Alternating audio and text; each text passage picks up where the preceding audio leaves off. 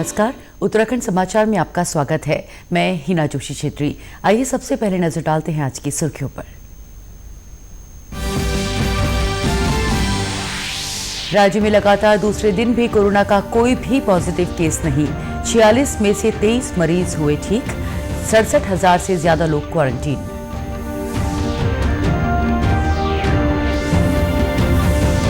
Corona को लेकर स्वास्थ्य कर्मियों पर हमला करने वाले लोगों के खिलाफ सरकार ने उठाया सख्त कदम। अध्यादेश में हमलावरों के खिलाफ कैद और आर्थिक जुर्माने का प्रावधान।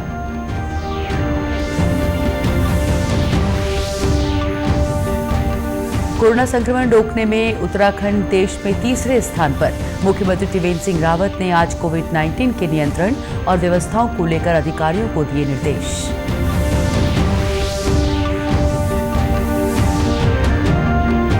और प्रधानमंत्री नरेंद्र मोदी ने आज उत्तराखंड के वरिष्ठ भाजपा नेता मोहन लाल बौटियाल से फोन पर की बातचीत।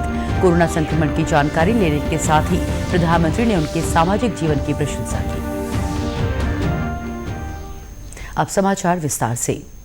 राज्य में लगातार दूसरे दिन भी कोरोना का कोई भी पॉजिटिव केस सामने नहीं आया है।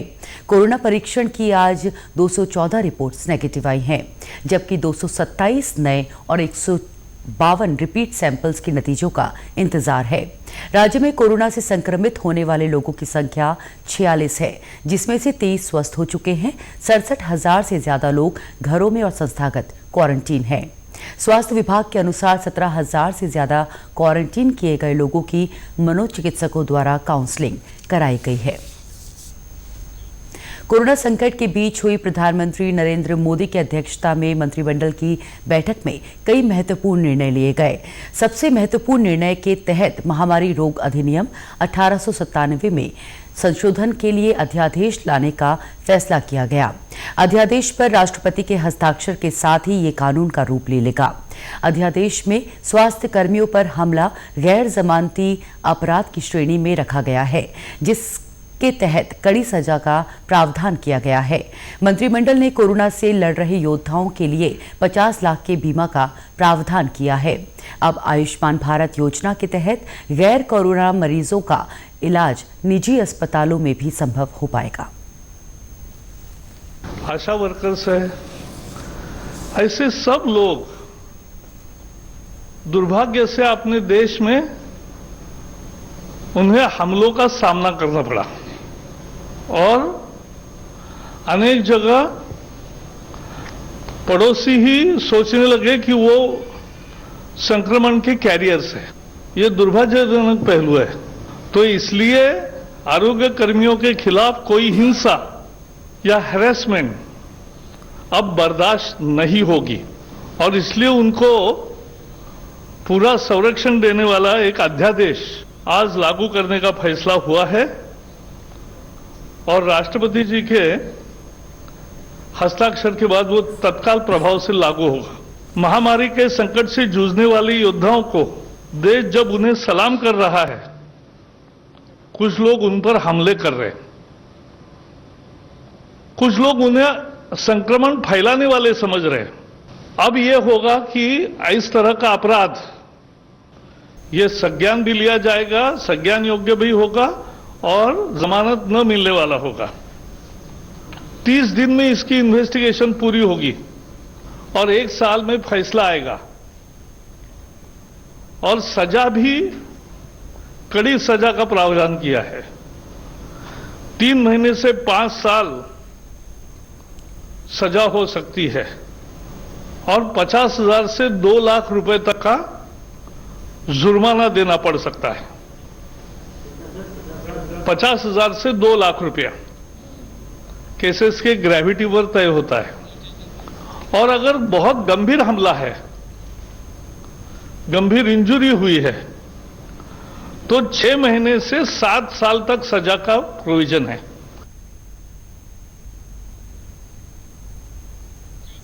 कोविड-19 के चलते देश भर के लोगों से उनका हालचाल जान रहे प्रधानमंत्री नरेंद्र मोदी ने आज उत्तराखंड के वरिष्ठ भाजपा नेता मोहन लाल बौटियाल से बात की। प्रधानमंत्री ने उनका हालचाल जाना और उनके सामाजिक जीवन की प्रशंसा की। इस दौरान मोहन लाल बौटियाल ने उनसे पुराने संस्मरणों को याद किया। जिस पर प्रधानमंत्री ने उनका आभार जताया। आज सुबह हुई ये बातचीत लगभग 3 मिनट तक चली। मुझे माननीय प्रधानमंत्री जी का कार्यालय से फोन आया कि उन्होंने कहा, भाई आप मोहन जी बोल रहे हैं? मैंने कहा हाँ जी मैं मोहन बोल रहा हूँ। कि ठीक है, ठीक, बहुत दिनों से मुलाकात नहीं हुई।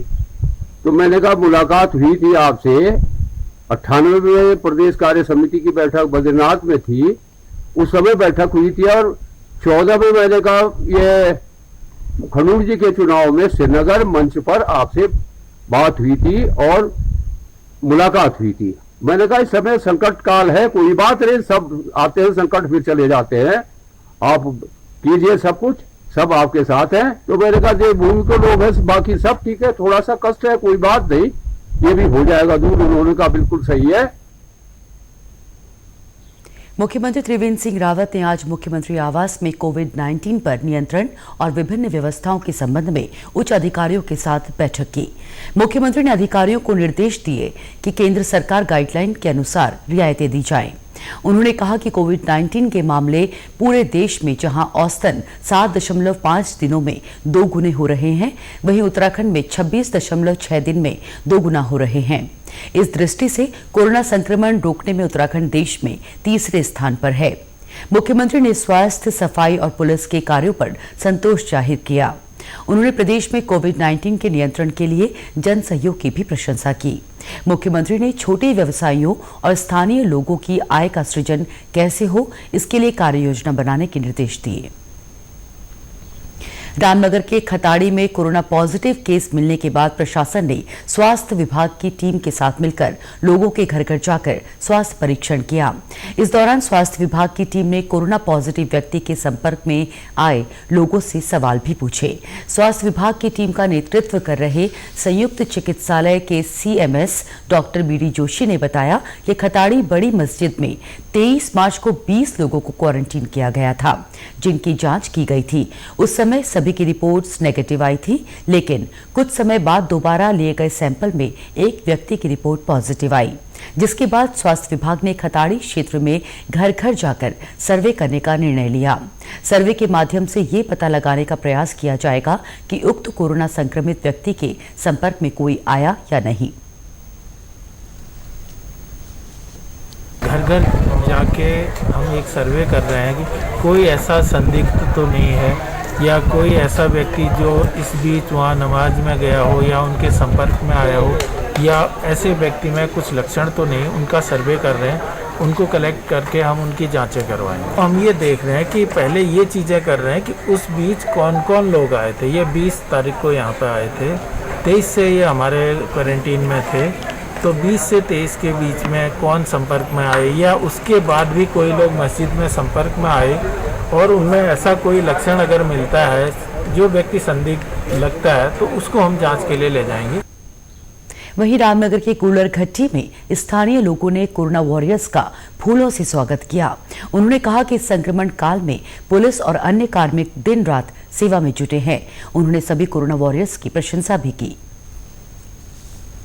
हमारा ये था कि जो पुलिस कर्मियों का हम लोगों ने स्वागत किया है, और क्योंकि ये कोरोना योद्धा है, ये हमारी सुरक्षा में रात दिन लगे हुए हैं, इसे इनका हौसला अफजाई करने के लिए हमारी बस्ती में सब लोगों के सहयोग से एक इनका स्वागत किया गया है।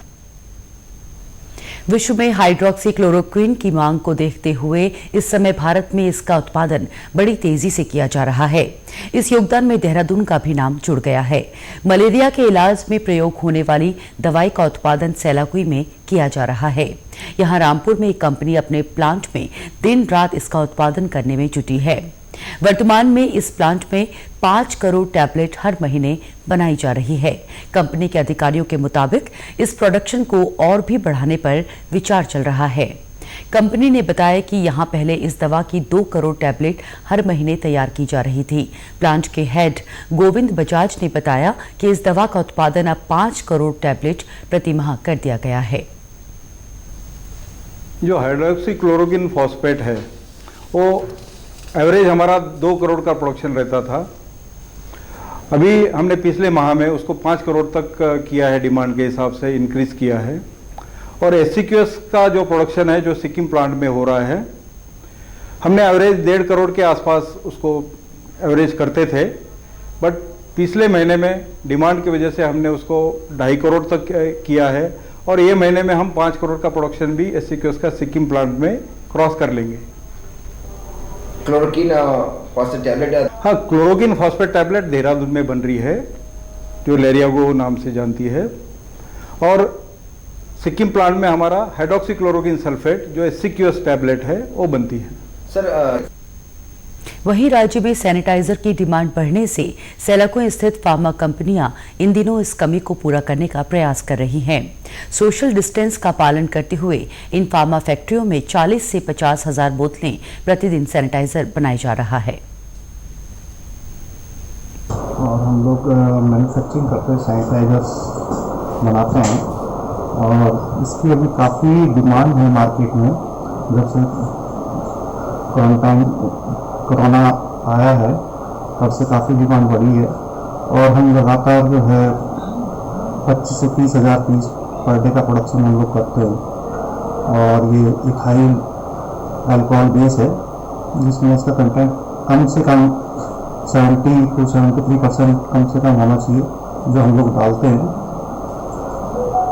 और मार्केट में भी काफ़ी डिमांड है। पहले तो बहुत कम होता था, अब धीरे धीरे इसकी डिमांड काफ़ी बढ़ती जा रही है। हम लोग पर डे जो है 40 से 50 हज़ार पीस पर डे प्रोडक्शन करते हैं हम लोग। पहले तो बहुत कम होता था, पहले तो 4,000, 5,000, 10,000 पीस पर जाता था। अभी डिमांड ज़्यादा है पर उतने रॉ मटेरियल अवेलेबल नहीं है कि इससे ज़्यादा हम प्रोडक्शन कर पाएँ। जितना हो सकता है मैक्सिमम करने की कोशिश करते हैं। हम मोदी जी की बहुत सराहना करते हैं। मोदी जी ने ये बहुत ही शासक कदम उठाया जो लॉकडाउन समय पर किया और जिससे हमारा देश आज सुरक्षित है लगभग। और हम मोदी जी का ये भी शुक्रिया अदा करते हैं कि जैसे सैनिटाइजर पर उन्होंने रेट कंट्रोल किया, ये बहुत ही सराहनीय काम है। आज सैनिटाइजर हर गरीब आदमी तक की पहुंच के अंदर आ चुका है, जिसके पहले लोग अनाप शनाप रेट थे। आज 100 ml का सिर्फ 50 रुपए, 200 ml का 100 रुपए और 100 ml का 50 रुपए रेट रखा है। ये बहुत सराहनीय कदम है ताकि आम आदमी भी अपना जीवन सुरक्षित कर सके और सैनिटाइजर यूज करके और मास्क का रेट कंट्रोल करके, मास्क यूज करके अपने जीवन को बचा सके। केंद्र सरकार कोरोना संक्रमण के चलते एक ओर स्वास्थ्य सेवाओं को दुरुस्त कर रही है तो वहीं आर्थिक रूप से कमजोर लोगों के लिए चलाई जा रही योजनाओं में भी निरंतर धनराशि उपलब्ध कराई जा रही है। लॉकडाउन में प्रधानमंत्री किसान सम्मान निधि योजना और प्रधानमंत्री गरीब कल्याण अन्न योजना किसी वरदान से कम साबित नहीं हो रही है। राज्य के उधम सिंह नगर में प्रधानमंत्री किसान सम्मान निधि योजना के तहत अप्रैल से जुलाई तक की किश्त 2,000 रुपए केंद्र सरकार के द्वारा एडवांस किसानों के खातों में डाल दी गई है।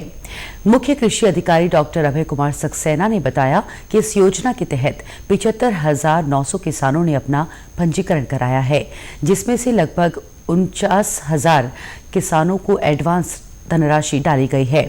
बाकी किसानों को योजना का लाभ मिल सके इसकी कार्रवाई की जा रही है।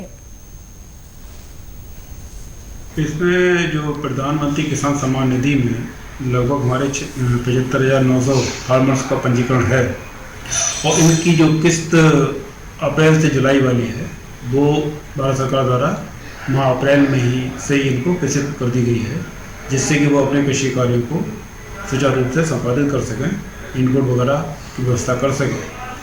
जनपद में लगभग 49,000 काश्तकारों को खातों में इनकी धनराशि हस्तांतरित हो चुकी है। शेष के लिए कार्रवाई लगातार जारी है।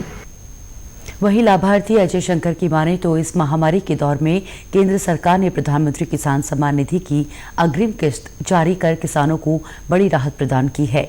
वहीं गदरपुर के निवासी लाभार्थी मोरीराम के पोते रविंद्र ने बताया कि किसान सम्मान निधि के तहत मिली धनराशि से इस समय हमें काफी मदद मिल रही है। प्रधानमंत्री सम्मान निधि योजना जो चल रही है उसमें हमारे प्रधानमंत्री ने जो सहयोग किया है 2,000 रुपये देने का, वो मतलब हर 3 महीने की मंथली पेंशन आती है जो हमारे जो किसान व्यक्ति हैं उनके खाते में 2,000 रुपये आते हैं। ये बहुत अच्छी योजना है, इससे हमें बहुत लाभ मिला है। इस कोरोना महामारी के दौर में सरकार ने प्रधानमंत्री किसान सम्मान निधि की अग्रिम किस्त डालकर हम किसानों को बहुत राहत प्रदान की है। लॉकडाउन के कारण आर्थिक रूप से पिछड़े लोगों को अन्न की कोई कमी नहीं होने दी जा रही है। प्रधानमंत्री गरीब कल्याण अन्न योजना के तहत गरीबी रेखा से नीचे जीवन यापन करने वाले लोगों को राशन दिया जा रहा है। नैनीताल जिले में सस्ता गल्ला राशन की दुकानों और लोगों के घरों तक राशन बंटवाया जा रहा है, जिनके वर्तमान में कुल जो यूनिटें हैं वो 5,63,869 हैं।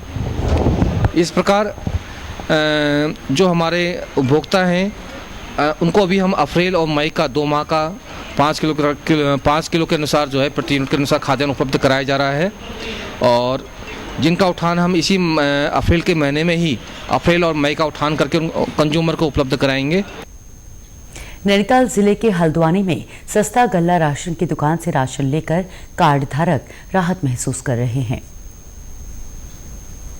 हमें 1 यूनिट में 5 किलो चावल मिले हैं, 20 किलो। मोदी जी ने हमारी बहुत मदद की है। हमें क्या कहते हैं, ये सफ़ेद कार्ड में पर यूनिट में 5 किलो चावल मिला है, और प्रधानमंत्री नरेंद्र मोदी जी ने जो ये योजना चलाई है इसमें इससे गरीबों को बहुत राहत मिली है। जो प्रधानमंत्री मोदी जी ने ये राशन दिया है ये हमें मिल गया है पर यूनिट 5 किलो। जैसे इतनी कोरोना की परेशानी चल रही है, इसमें हमें ये राशन मिला तो इससे हमें बहुत फ़ायदा मिला है। वहीं कुमाऊं मंडल के क्षेत्रीय खाद्य नियंत्रक ललित मोहन रयाल ने बताया कि प्रधानमंत्री गरीब कल्याण अन्न योजना के तहत कुमाऊं के सभी सरकारी राशन की दुकानों में राशन पहुंचा दिया गया है। किसी भी प्रकार से अनाज की कोई कमी नहीं आने दी जाएगी। खाद्यान्न की प्रचुर उपलब्धता है, प्रदेश में खाद्यान्न की कमी नहीं है, और कंज्यूमर्स को हम रेगुलर राशन के अलावा प्रधानमंत्री निःशुल्क अन्न योजना के तहत ये जून तक का कोटा हम मई प्रथम सप्ताह तक अनिवार्य रूप से पहुंचाने जा रहे हैं। कहीं कोई कमी नहीं है। जो प्रधानमंत्री दाल आनी है वो भी 1-2 दिन में यहाँ पहुंचने वाली है, वो भी पर राशन कार्ड होल्डर हम जनपदों तक पहुंचा रहे हैं। उत्तराखंड के समाचारों में आज बस इतना ही। इसी के साथ समाचार समाप्त हुए। नमस्कार।